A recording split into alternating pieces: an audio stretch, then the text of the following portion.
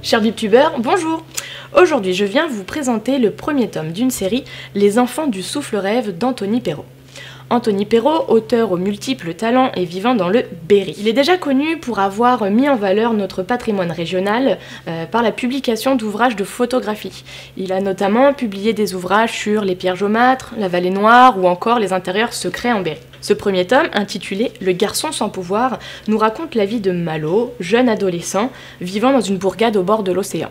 Fils d'aubergiste, assez solitaire, bercé par son train-train quotidien et les récits d'aventures de sa famille. Son célèbre grand-père qui a vaincu à lui tout seul à l'aide d'un petit canif un monstre des mers, ou encore son père qui a perdu une jambe lors des combats. Malo, lui, l'aventure, la rêve en haut d'une falaise, à observer les allées-venues des bateaux avant de rejoindre ses parents pour le service du soir dans l'auberge familiale. L'aventure, Malo ne va pas seulement la rêver. Effectivement, un beau jour, deux étrangers vont entrer dans l'auberge de ses parents et cela va bouleverser sa vie. Pendant son service du soir, Malo fait une chute qui va dévoiler une marque particulière qu'il a sur le bras.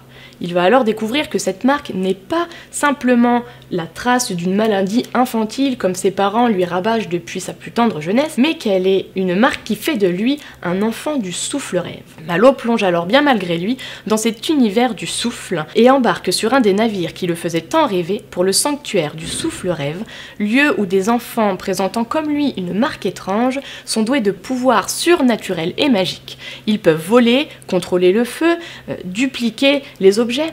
C'est vraiment tout un monde étranger à Malo. Seulement, Malo n'a jamais eu de don particulier. Commence alors pour lui un long chemin où il devra apprendre à qui faire confiance. Et ce chemin sera parsemé de doutes et de questions. Malo devra savoir qui il est, mais surtout qui veut-il devenir. Est-il seulement un fils d'aubergiste? Ou veut-il être un enfant du souffle-rêve? Veut-il connaître son don? Toutes ces questions vont le mener vers la vérité, celle qui se cache derrière sa marque. Et Malo va faire des rencontres qu'il ne sera pas prêt d'oublier.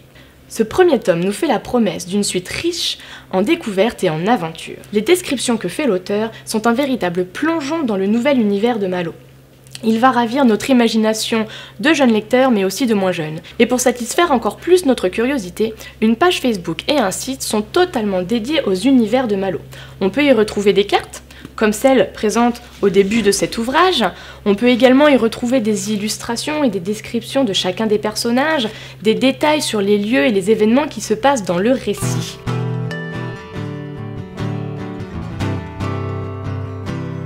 Je vous invite donc, en attendant la suite, à découvrir ce roman aux éditions Au Loup.